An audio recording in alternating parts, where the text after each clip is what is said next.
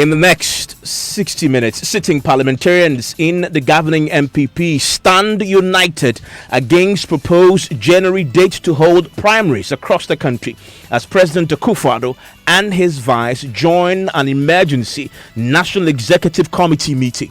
The date for holding our parliamentary primaries is 25th of April 2020. We'll be live at the venue for this emergency National Executive Committee meeting and bringing reactions to what has just been decided. Also tonight, students of various technical universities desert their campus as a strike by TUTAG and JUSAG begins to bite. We need the lecturers to get back to class. We are begging them. So we just come and then sit in the classroom all day without doing anything. So strike is really affecting us. Plus, go back to site and get paid. President Akufo-Addo to road contractors as government makes available money to pay for work done. The Ministry of Finance has released 2.2 billion Ghana cedis to the Ministry of Roads and Highways for payment for works done by road contractors across the country. National Communications Authority to engage telecom companies refusing to comply with government directive not to charge communication service tax upfront. A former Ghana Football Association spokesperson Wandiabe urges accountability not only to the GFA constituent but to all stakeholders. Details later in sports. On the flip side, later on here on Newsnight, an exercise in patriotism.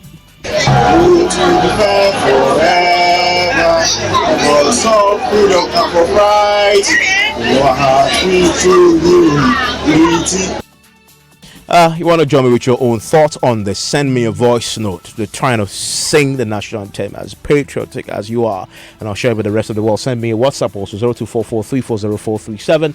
My name is Evans Mensah.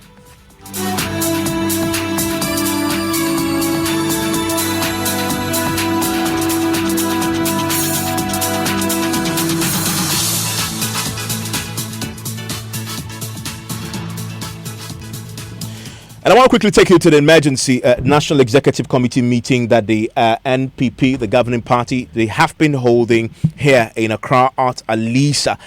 It was an emergency one because obviously there have been stiff opposition, we understand, coming from sitting members of parliament who are opposed to the party's plan to hold a primary in January, which they believe was going to disadvantage the sitting members of parliament, plus also the imposition of some levies on them, which they again believe too high, biting and taking a lot from their pockets. The president himself and the vice have been part of this emergency meeting. Elton John Brobe has a brief on the background to this. We'll be going there live shortly. What do you know as far as the background to this is concerned? So until this meeting, the party has set January as the date for the sitting MPs to hold their parliamentary primaries for the 2020 election. Remember, the parliament itself is coming back tomorrow, and they will be in session till somewhere around the 20th of December because they will be here to consider the 2020 budget. They will go for a short break,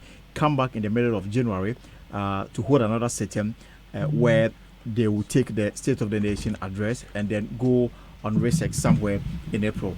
Now, the party has set January for the parliamentary primaries, and going into this particular meeting, the MPs had a united voice, and their position was that we will not accept the January date, because if we should accept, it means that we will not participate fully in parliamentary discussions, which will affect the government business. Secondly, our opponents who are competing for the very slot, the reason why we are in parliament, will have the opportunity to campaign whilst we are in parliament. So they put these proposals before the neck of the party, which we are told President Akufo-Addo and his vice were all present, and made a strong point that they were not going to accept the January date for the holding of the parliamentary primaries. Well, but my colleague Parker Wilson has been there today and he's on the line with us. Parker, so what was decided then? What was decided? Hello, Evan. What was decided in this NEC meeting? Okay, so the National Council agreed that on the 25th of April, that is when the party is going to hold its parliamentary and presidential election. Now, I spoke to the General Secretary, John Bodu, and he explained that the party's arrangement doesn't make way for a separate parliamentary primaries and that of presidential primaries. So they believe that they don't have enough time on their hands, and looking at the work parliamentarians are doing in parliament, it will be prudent for them to put the elections together so that the two, delegates of the party can go and elect the presidential and their MPs on the same day. And then again, if you are seeking to be a member of parliament on the ticket of the NPP, then what it means is that you have to pay 2,000 as nomination fees and then 20,000 for filing fees. And also for the presidential candidate or any presidential aspirant would have to pay 20,000 as nomination fees and 200,000 as filing fees, Evan. And the MPs are happy with this? Well, the MPs I spoke to said they don't have any issue, any problem with this directive. Now, there was some concerns about some, what they call development fund within the constituency. And this development fund is actually meant for those who are not members of parliament but seeking to become members of parliament on the ticket of the NPP. Now, what it is that every MP or a member of parliament for the NPP at the end of the month has some amount of money to pay to the constituency. And so the party and the National Council, agreed that if you're not a member of parliament, you will have to pay 30,000 Ghana cedis aside the 20,000 you are going to pay as your nomination fee, and this money, according to the General Secretary, will be used to run the activities of the party until to the election and even during the elections as well. Joint National Executive National Council meeting following the previous National Council and National Executive meeting on the decision for a date for parliamentary primaries in where we have sitting members of parliament. The party decided, that is the National Council decided that the date for holding our parliamentary primaries is 25th of April 2020. We took into consideration a lot of government programs, party programs and all that. And also the fact that in consultation with our members of parliament, that date is set for us to hold the primaries. The National Council also took a decision that until nominations for these primaries are open, members of our party must be cautious and not do anything that goes contrary to the rules and regulations of the party. And the rules and regulation is that until nomination is open, no member of our party is expected to start campaigning. And that's the regional party and the national party will monitor the process and make sure that anybody that flouts that rule means that you don't want to stand on that ticket. It is loud and clear. Including members of parliament? Members of parliament are expected to do their work as members of parliament. You understand? And so that one, there's no negotiation at all about it. They are expected to do their work as members of parliament. But those who want to contest them must wait for the nominations to be open for them to start campaigning for. We want to give all and sundry equal playing field. It will be very unfortunate to have members of our own party campaigning whilst the members of parliament are in parliament approving bills and appropriation for the entire nation. I don't think that it is fair. And this is our party, and this is the decision that we took. And we do understand from the grapevine that the earlier decision was in January. So why the sudden change to April? We indicated to you that if you look at our constitution, the last date for us to hold a parliamentary primaries when we are in government is December 7th. Considering our program, it was not possible we could hold it on that day. So in taking the decision on August 12th, we indicated that it is a tentative decision that we are taking, waiting for the approval of the National Council in extending the date beyond December 7th. So if National Council had decided, the National Council that we have had decided that they were not going to extend the date, we couldn't have even hold the elections on January 12. So we indicated that it is a tentative date. And that is the General Secretary of the new Patriotic Party. Stay with us, because when we return from this break, students of various technical universities desert the campus as the strike by TUTAG and TUSAG begins to bite. We need the lecturers to get back to class. We are begging them. So we just come and then sit in the classroom all day without doing anything. So strike is really affecting us. Also coming up on News Night, a Joy News exclusive, as U.S. government gives Ghana a 30th October deadline to reinstate PDS or face severe financial sanctions. We have details from an uncompromising letter written by the Americans to the finance minister. Stay with us.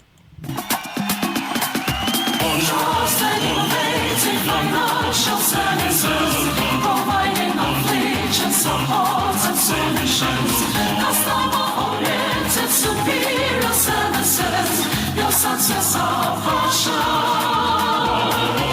Trusted, innovative financial services, providing affiliation, support and solutions.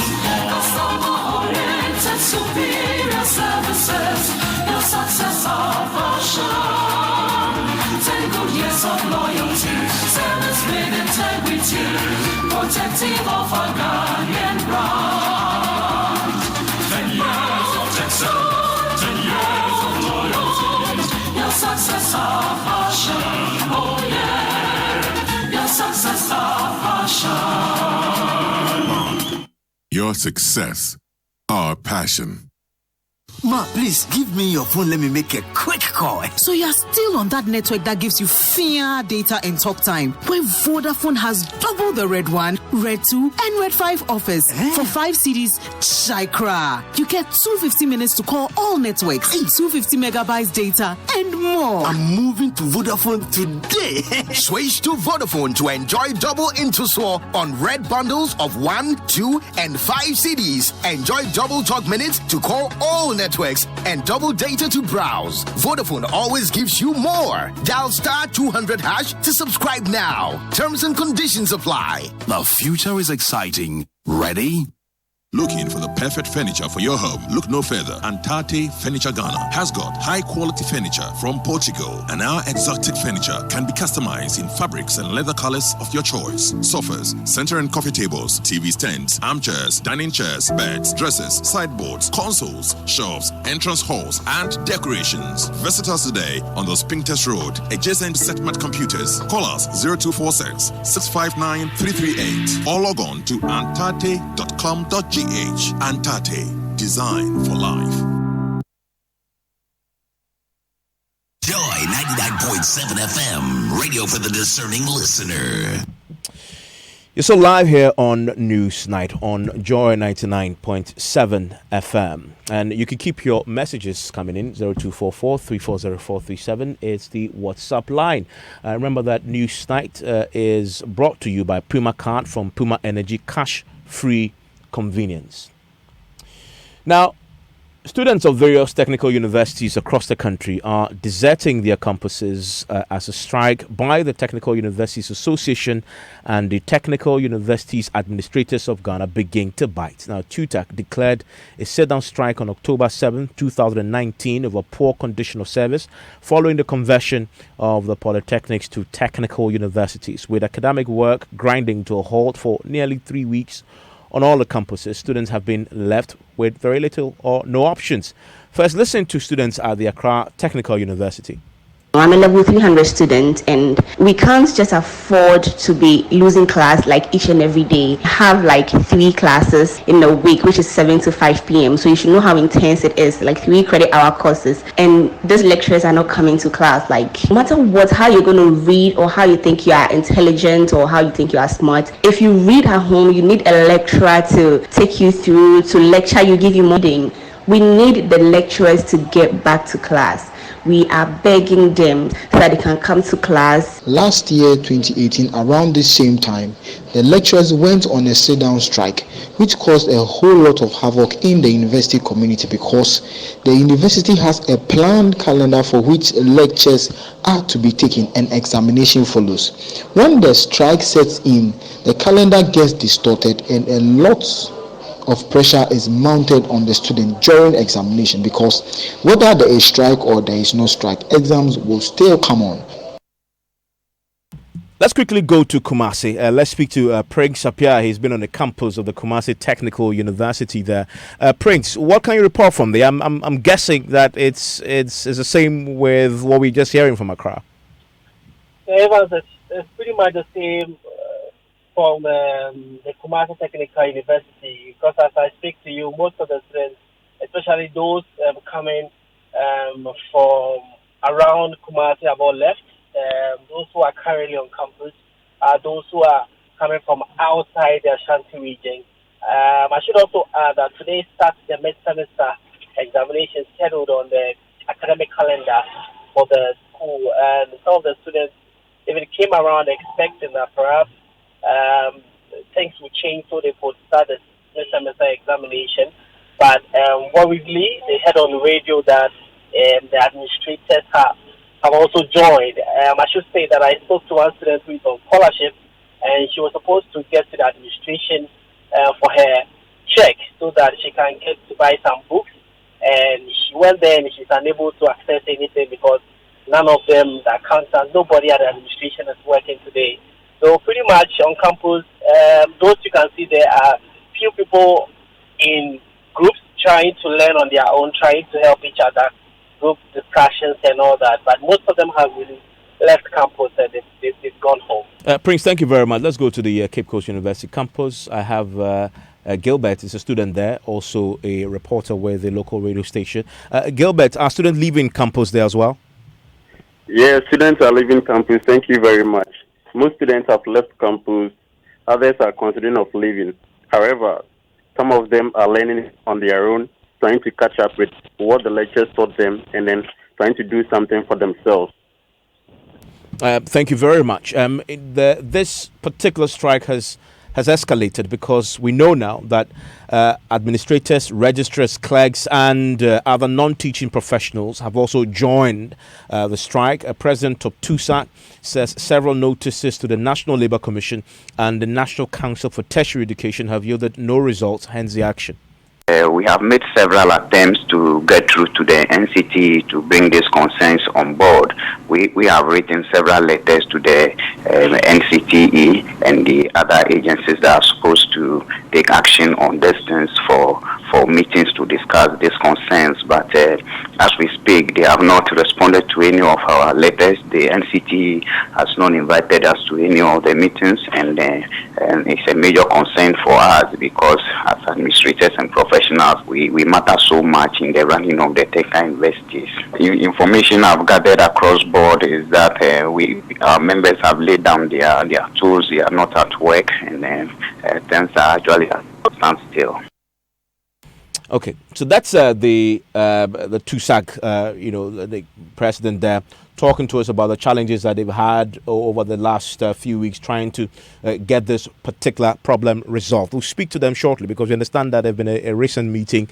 We'll see what they managed to get there. But a leading member of the Economic Community of West African States, ECOWAS Court of Justice, has lashed out the Nigerian government over its closure of its borders. Now, according to Dr. Chidi Anselm Adinkalu, the move is irresponsible. It has a potential of destabilizing the economic stability of the SAP region. We have more on this for you as the Nigerian decision to close its borders continue to cause Ghanaian traders a lot of pain. We'll be hearing from the member of the Nigerian community who himself is Nigerian, but also taking on the Nigerian government for that decision. We can now speak to the president of the president of TUTAC, Dr. Solomon Kilsing, who is on the line with us on the back of the recent meeting in an attempt to resolve the issues that has led to the closure of the challenges that students are dealing with on the many campuses of tertiary universities across the country. Thank you, Dr. Kilsing, for joining us on Newsnight. Thank you. Good evening, my brother, and good evening to your listeners. I'm told that you met recently with the Fair Wages and Salaries Commission. Is that accurate? Yeah, last week. And what was the outcome of that? Was that productive? Yeah, maybe I will call it progressive instead of productive. Explain that. Simple. There are some demands which has not been met, and we are expecting that those demands are met, and then we will return to the classroom. What are these demands? Oh, the demands have to do basically with the pay structure. You know, when we were converted to technical universities, we had to go through a certain process. Eventually, we got there, and we were supposed to be put under public university salary structure. When the first salary came, as it were, with the public university structure, we only saw interim premium arrangements. All other allowances that go with the structure did not appear, and so we were alarmed what was happening, and so we had to ask why, and the explanation has not been satisfactory, so we are looking for the right thing to be done. Do you, based on that conversation you had with the Fair Wages Commission, is there a commitment at least to fix the problem in good time? Sure. In fact, some figures were presented, but because we are aware of the existing figures, we told them those figures are not the figures that they should use, and for that matter, they should go and bring the right figures. And we made some headway, and we are waiting. In fact, as I sit here now, it's past 6 o'clock, but I just had a letter that is indicating that we are supposed to meet tomorrow again at the Employment and Labor Ministry.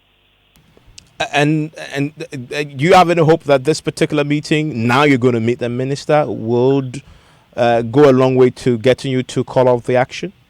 Why not? It's good to be hopeful, but some of these meetings have been ongoing, and the result has not been too encouraging. So we only hope that if we go tomorrow, but it's even too serious to go for a meeting tomorrow at 11 when you have just been told that there will be a meeting. We need to call all our chapter chairs from the various campuses to come to Accra. And now that we have the letter, we need to send them invitation. We are even yet to do that. But we are trying to do all this because we all want to come back to the classroom. So if tomorrow this goes as planned, and of course you've heard from the students who say you're pleading with you, they're leaving campus. If tomorrow this all goes to plan, how soon will are you certain you can get back to the classroom? You say if everything goes to plan tomorrow, how soon will your members go back to classroom? As soon as practicable. Okay, I'm grateful that you joined us. That is the president of TUTAC there, Dr. Solomon Kilsing. Are you affected by this? Are you a student of any of the technical universities and currently not sure what to do and you're on campus, or you've already decided to leave campus? Why don't you share with me your thoughts on this particular strike? Send me a WhatsApp 0244-340-437. I'll be sharing your messages with you shortly. I want to quickly go to that story I highlighted earlier on, which is the continued shutdown or closure of the Nigerian border to many West African countries, including Ghana, which is taking a huge toll on traders, many of whom have their wares and products and goods stuck in Nigeria that they cannot evacuate.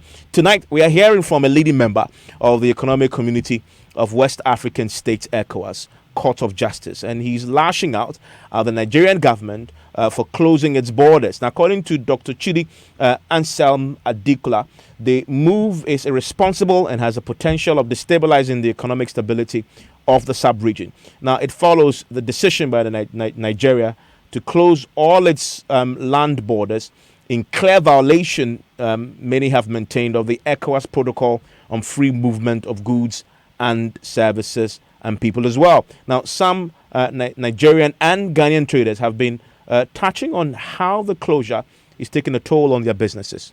I went to buy some goods from Lagos. Even the fans I used were borrowed.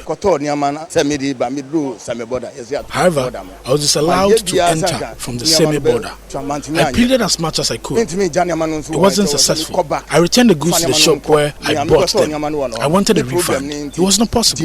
So I left the things there. I'm in Ghana now. The 25,000 to 30,000 CD loan has been wasted. Loan 25,000 to 30,000.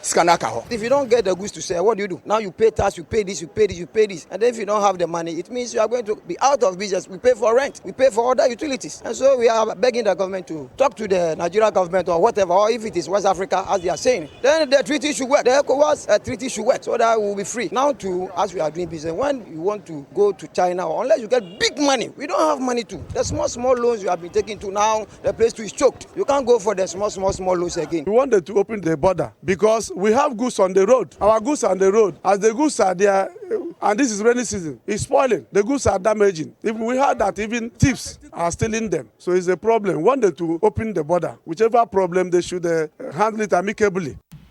Well, the President Akufo-Addo has been speaking about this today at the international conference in Accra. As far as the sub-region is concerned, he blamed weak and unresponsive leadership for the slow pace of integration among member states of ECOWAS.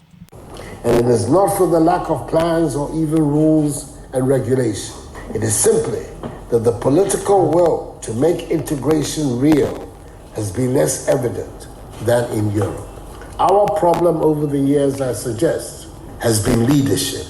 The implementation of plans to bring progress and prosperity to the 350 million citizens of ECOWAS has been left to well-meaning technocrats and bureaucrats. However well-meaning they may be, our region cannot make the bold, transforming changes it needs to make without visionary political leadership. We need leadership that is focused on the region and not on individual country. The European Union took off because the political leadership of France and Germany decided to make it work.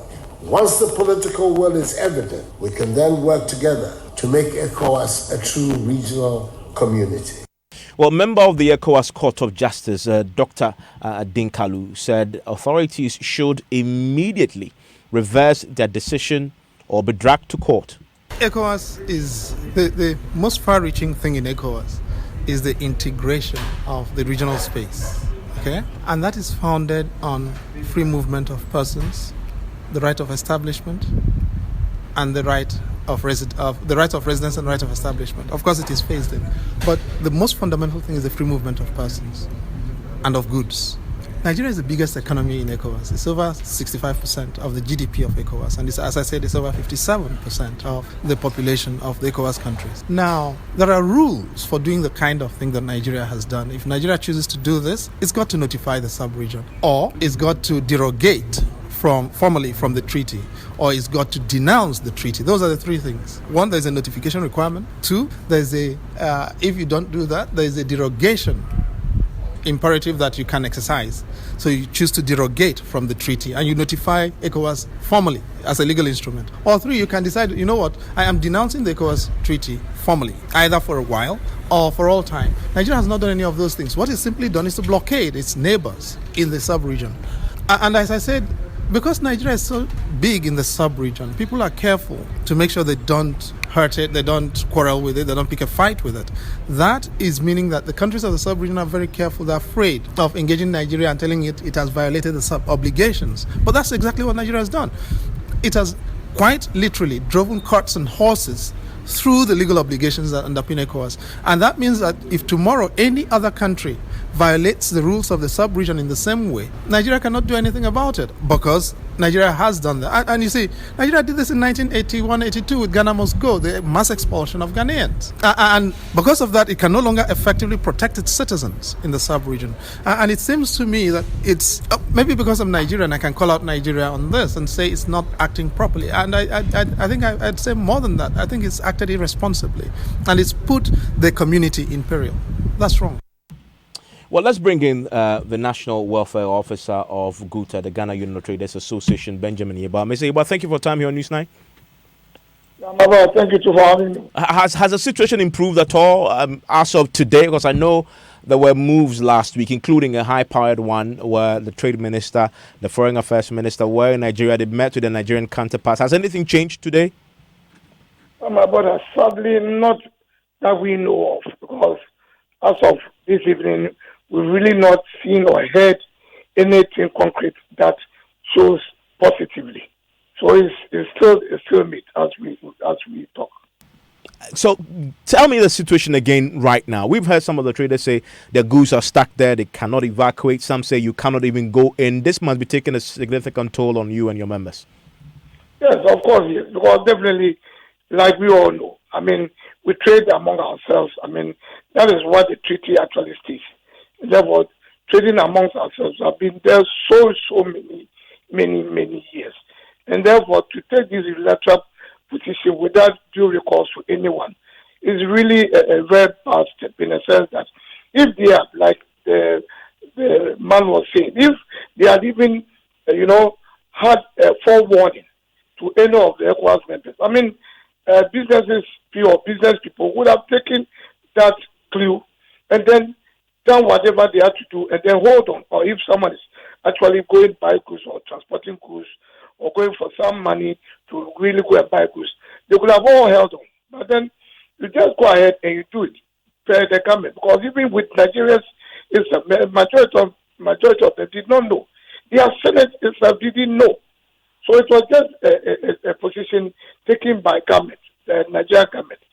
And it's really, really, really, really bad. Because yes, and like some of the traders were saying, some are perishable goods. And the more these things, it affects their goods, because they might have acquired them already or packed them to move.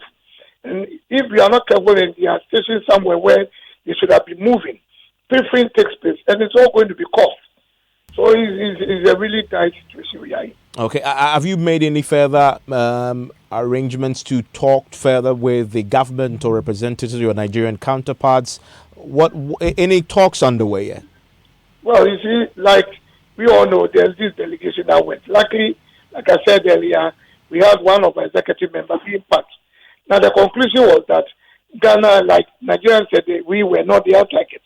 And therefore, they work out something. So our foreign ministry, trade ministry should work out some modalities so that they'll put across. As I speak, we've not really seen the modalities. So I think, as a matter of urgency, we as national executives should call a meeting and then quickly approach the foreign ministry and trade ministry and see exactly what is going on, because time is really not on our side, and it's important that with the year coming to an end, for instance, when people are trying to do their best in business, this is not a good thing at all. Thank you very much, Mr. Yeboah. He's the welfare officer for the Ghana Union Traders Association. A few of you are already joining us on this and other stories we've done here on News Night. Pascal in Wages says, Evans, I thought Guta, president, said earlier in the year during their crisis with Nigeria traders in Ghana market that their main reason for attacking Nigerian traders to leave the market was because their goods they bring in from Nigeria are inferior goods. So why then is Guta members upset with the recent closure of the Nigerian border? On the issue with the surrounding the NDC and etc. This one says, Evans, this from Jasikan Adi says it's clear that Ghanaians that the president and his MPP government had caused very big scandal when it comes to the PDS issue. Kwame says, Evans, if the government doesn't see to the lecturers fast, it will cause havoc. Well, he says he's talking about the confusion will be serious on campuses. This one from Nana on the Spinjers Road says, no plumber or mason will evade tax in the UK. Can the taxman go on building sites to catch people since they don't register themselves? He sent us that one.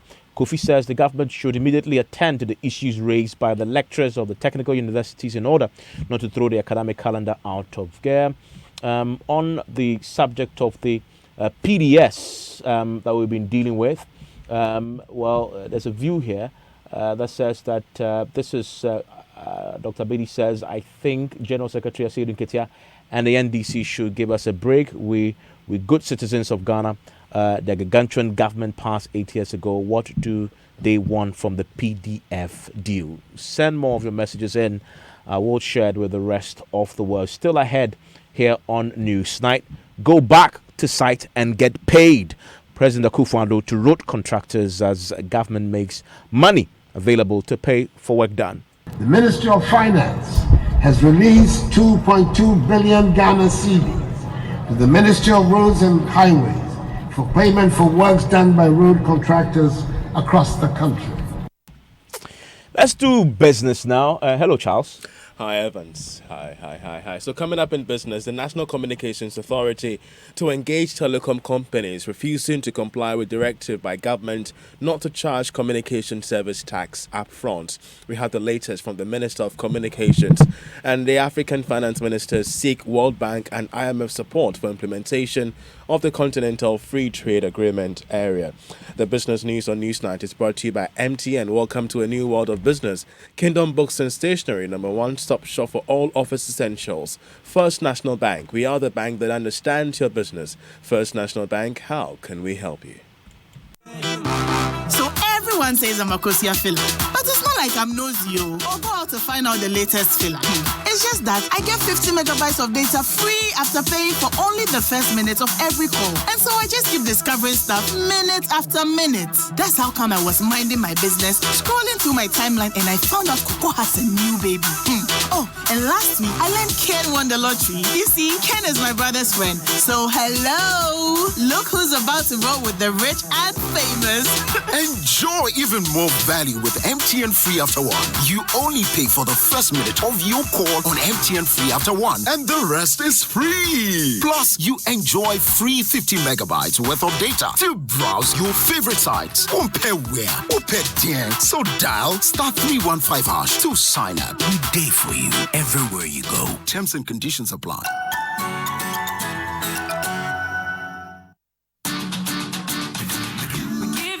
But the best, we stay above the rest. More quality, more affordability. Kingdom Books and Stationery. Everybody's going to the one and only shop where customer satisfaction is a guarantee. Kingdom Books and Stationery. Oh yes, with our 30 days credit facility with no interest charge, free delivery services, and our free consultation on setting up your office, Kingdom Books and Stationery is unmatched in our delivery of quality and affordable office essentials, equipment, and furniture. Experience world-class customer service in all our branches in Accra, Tema, Kumasi, Cape Coast, and Takoradi. Call us on 0302-764-101 or visit our website at www.kingdomgh.com. Kingdom Books and Stationery, your number one stop shop for all office essentials and stationery. Terms and conditions apply. The agenda is set. Business and Financial Times brings to you the Ghana Economic Forum 2019 under the auspices of the Ministry of Trade and Industry, Bank of Ghana, and the Ghana Investment Promotion Center. On the 30th of October 2019 at the Tang Palace Hotel, we will bring together industry stakeholders and leaders to discuss and debate issues affecting Ghana and Africa at large. Theme: Sustaining Financial and Economic Stability, the key priority. Proudly brought to you by Barclays Absa Group and supported by Talo Ghana, ADB Ghana, MPS Ghana, Exim Bank Ghana, Virod Capital Management, and KPMG Ghana as knowledge partners. Call 020-945-7427 or visit GhanaEconomicForum.com for participation. GEF is powered by the Business and Financial Times. Joy 99.7 FM, radio for the discerning listener. And you're welcome back to Business on Newsnight. Now, the National Communications Authority, NCA, is expected to meet telecom operators to explain likely consequences should they fail to comply with the directive not to charge the communication service tax upfront. The meeting Joy Business is learning will afford the regulator, NCA, an opportunity to spell out the sanction regime to operators that are flouting government instructions. This was disclosed by the Minister of Communications, Esla Owusu-Ekofo, who spoke to Joy Business. The National Communications Authority is meeting with all telecoms companies this week. The directive was issued a week ago, and you monitor to see compliance. We've received notification that some companies are complying, some aren't. They're meeting with them, one, to inform them of the sanctions applicable to those that are not complying, and two, to work with them to ensure that the data of Ghanaians and their telecommunications engagement are protected and people receive value for their money. Communications Minister Esla Owusu-Ekufo. African finance ministers are seeking the support of the World Bank and the International Monetary Fund, IMF, for the successful implementation of the Continental Free Trade Agreement area.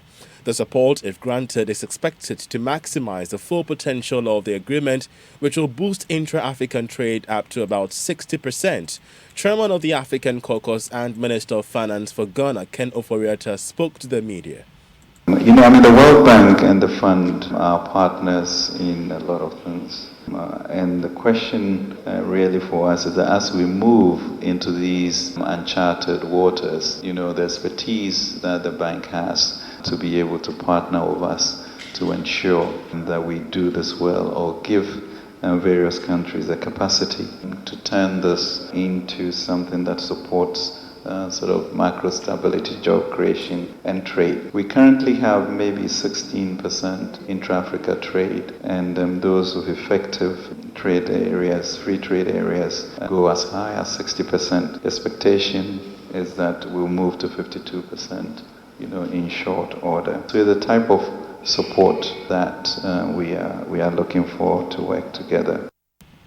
Ken Ofori-Atta is Finance Minister and Chairman of the African Caucus. Now, Chief Executive of Hollard Insurance, Patience Achiano, has advised the youth to acquire multiple skills in order to stay relevant in the job market. Speaking to Joy Business on recent job losses in the financial sector, Madam Achiano said she believes it should not be a deterrent for young people who still want to work in the financial sector.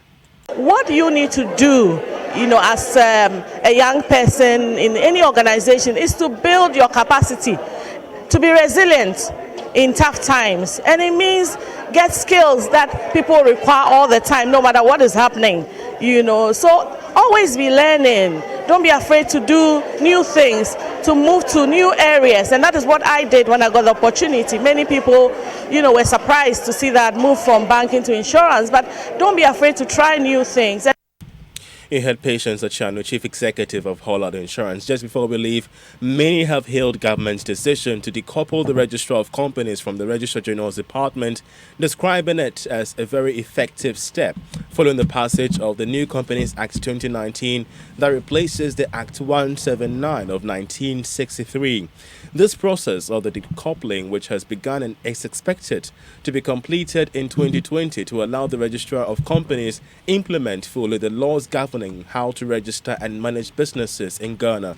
Constance Aduma-Techi is the head of communications at the Registrar General's Department. The World Bank wants us to be able to do registration within a certain time frame. So the decoupling will enable us have one focus of being in charge of business or company registration without the diversion or maybe with the other activities or other functions also getting the same attention and space. And when all that happens, then that the time frame that we have to work for the registration, it will be affected. When will this whole process of decoupling be finalized? The Act says that the implementation is supposed to take effect 2 years after. Right now, we are within the transition period. Head of Communications at the Registrar General's Department, Constance Aduma-Techi. That's it for business. Charles, thank you very much. So, listening to News Night on Joy 99.7 FM. Now, let's turn our attention to the controversial PDS matter. And tonight, the Geordies has secured a letter from the United States Millennium Challenge Corporation threatening Ghana with sanctions unless we reinstate the PDS concession arrangement with ECG by 30th October. Government has already indicated its willingness to call the bluff of the Americans and proceed with the termination of the concession. Now, in the letter that is dated 18th October, same day as the Finance Minister's letter, the American, this is a letter I have in my hands now, was also written directly to Ken Ofori-Atta and it is signed by the Principal Deputy Vice President, Department of Compact Operations, Chair Kim, and in essence gives 3 key things that they expect government to do by the 30th of October, and the corresponding actions that the U.S. government will take if we carry them out. One is, quote, formally, Government of Ghana formally announcing the reinstatement of PDS concession rights under the transaction arrangements, and the deadline is 30th October 2019, to lift the suspension of the and this is the lease and assignment agreement, the bulk supply agreement, as well as the government support agreement. Lift the sanctions on all 3. And then the third one is to cause the Energy Commission to lift the suspension of PDS retail supplier license. All this must be done on or before the 30th of October.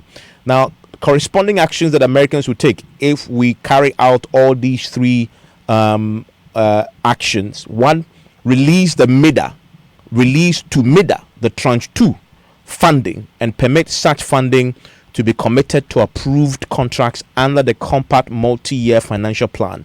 And the amount involved here is $190 million. And then 2, authorize the resumption of activities towards development of a regional compact involving Ghana. Now, it just stands to reason that if we fail to do these 3 things, it's clear from this document that it appears that we will lose the $190 million US that we stand to get from the tranche 2, plus the regional compact involving Ghana. And by the way, that regional compact is a compact 3, which the Americans are about to roll out.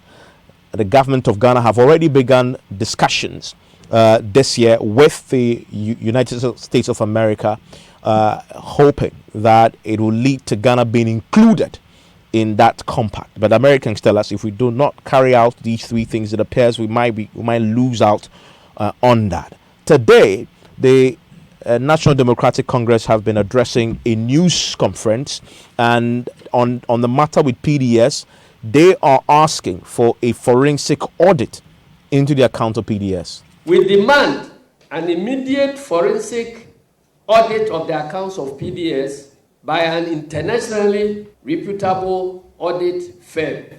And I'm saying internationally reputable audit firm. We are not referring to the MPP type of forensic audit, where they put their party members, some of them living outside, to form shell companies and give them audit assignment and pay them free money. That is not what we are looking for. We are looking for proper and internationally reputable audit firm. Now, also at this particular press conference, the NDC says government shopping around for partners has generated mistrust as far as the U.S. government is concerned. We have also not forgotten President Akufo-Addo's trip to Angola and France, and the secret meetings he held with EDF and Enegia SA, respectively. Additionally, we know of the trip by a large government delegation led by Minister of Energy Peter Amewu to the Philippines to meet with Merako, interestingly, a company he himself has cited for defrauding Ghana. It is these underhand dealings that have generated mistrust between the U.S. government on the one hand and the Ghanaian government on the other, thereby jeopardizing the whole power compact. That is John Sasiru Nketia. On the telephone line with me right now is a former Minister for Energy, Power Minister as well, Emmanuel Amakufo-Addo. Thank you very much for your time here on Newsnight, sir. Good evening, Thank you. Good evening to your listeners. Briefly, with this particular letter that we have today seen from the Millennium Challenge Corporation, I want to quickly read to you part of this, and this is signed by Shekim, who is the Principal Deputy Vice President, Department of Compact Operations, dated 18th October 2019. I listened to your letter. Yes. What's your brief reaction to that? We should be very interested in what our own government is doing and saying today, and asking the serious questions. I think we should be more interested in what our government has done and what the government is saying today. If you recall, this is not a matter that has just emerged today. We know why we have gotten here.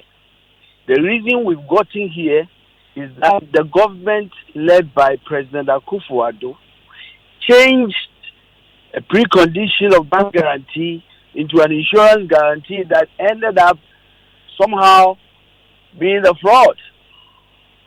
We know we've gotten here because of President Akufo-Addo's government's failure to conduct due diligence on the supposed insurance guarantee before handing over our over 20 billion Ghana cedi asset, the heart of our energy sector, the basis on which we went to get $498 million was to strengthen the heartbeat of our energy security, the distribution sector, and to infuse another $500 million in new investment so that we can have energy security.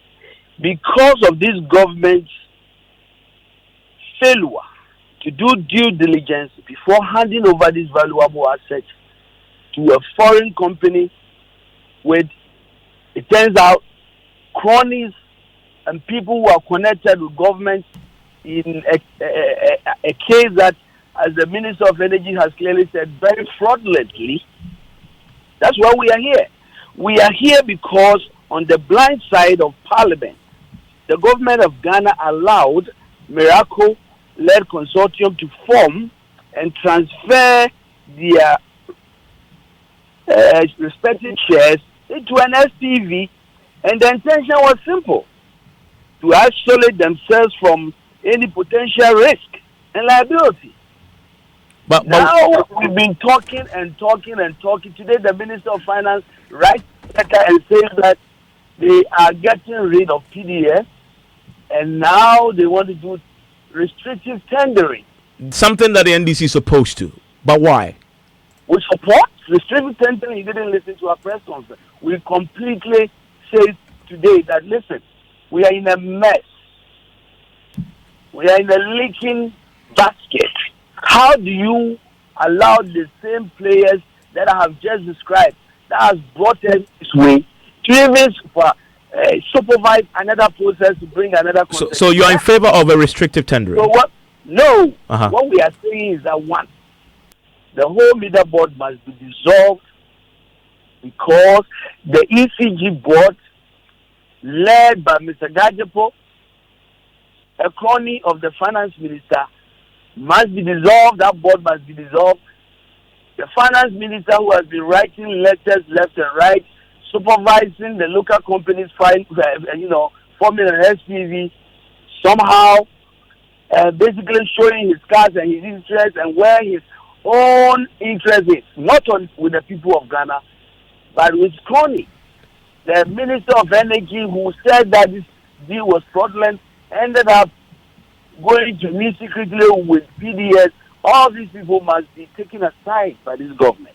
And then we are calling for a forensic audit by internationally reputed companies. We need to do these things first.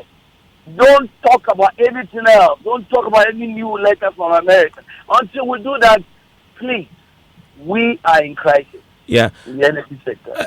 I'm grateful that you joined us with your views on this. That is the former energy, also power minister, Emmanuel Amakofi. Of course, you've not heard the last of this, as we're yet to hear a formal announcement from government as far as this PDS matter is concerned. The issue about the termination, of course, is part of a leaked document that we've seen. But as far as a formal notification from government is concerned, we are yet to hear from this. Also, now that we're learning what the American position is on the matter, very interesting to know what the government position will be. Let's do sports in the meantime. Evans Mensah. Hello, Hans. Hi. What's the weirdest demand you've heard in a divorce settlement? Oh, I haven't paid attention to divorce settlements, but I guess usually the women are demanding, portions of. We are treading on very dangerous grounds, when you say women are demanding. But of course, I mean, people demand everything else. They want the other person to go penniless. How about a woman demanding a man has vasectomy as part of? I haven't heard that. Is there a demand like that you know? Yeah. Sugar Shane Mosley's wife is demanding that the man has vasectomy as part of. In official court papers? Absolutely. Oh, interesting. Tell me. Yeah, really interesting. But we'll deal with that a bit later. Let's talk about former Ghana Football Association spokesperson Randy Abe, who is calling for greater transparency within the Ghana Football Association because the FA's dealings transcend the constituent of the country's football governing body. Over the years, we've seen ourselves as accountable to only the delegates, the 100 and something people. And I was explaining to somebody the other time that you feel you're accountable to just that group. Yet, when you're looking for resources, you go outside that group to look for those resources. How do you behave as if you are not accountable to the same people that you go to for resources? So if they have a certain impression about you, if they have a certain opinion about you, it is that opinion that will influence their decisions in dealing with you. So if you think that those within feel that you are accountable to them and you are accounting to them and that you are transparent and that you do not care about those outside, and yet it is they that you go to, corporate Ghana, to want to do business with them. You go to government to want to do business with government in terms of investment and all that. But you then decide that under the guise of FIFA this, CAF that, your accountability is only to those within. So that's former Ghana Football Association spokesperson Randy Abe speaking there. And boxer Sugar Shane Mosley has seen 3 of his world titles handed over to his ex-wife as part of a divorce settlement. And, wow. The ex-wife is not living a debt. Well, the 3 titles will be held in trust by the wife until the 3 kids turn 18 years, when each of them will get one of the title belts. And, the woman is still not satisfied. She's demanding that the boxer has vasectomy as part of the divorce settlement. Should give me her number. Huh? Give me her number. Hans, thank you very much for sports. Now, tonight there is a 2.2 billion CD available now for road contractors who show proof of work. Now, despite several assurances of payment by successive governments, the money has yet to hit the accounts. But President Akufo-Addo has stepped in with a firm assurance of availability of money once, of course, the proof is shown. But first, they must return to site and continue work whilst the ministry process their claims for payment. He spoke at the sword cutting ceremony for work to start on the Bechebi Lamte interchange project. The Ministry of Finance has released 2.2 billion Ghana cedis to the Ministry of Roads and Highways for payment for works done by road contractors across the country. This will improve the cash flow of our contractors and ensure that those who have left their construction sites return to complete their projects. I'm directing the Ministry of Roads and Highways to monitor closely the performance of every contractor engaged by government, and I've instructed the Ministry not to hesitate to terminate the contracts of non-performing contractors. I appeal to all those whose properties might be affected by the various projects to cooperate with the Ministry of Roads and Highways and other relevant state institutions in accessing the compensation due them. We shall ensure that fair and adequate compensation is promptly paid to all persons.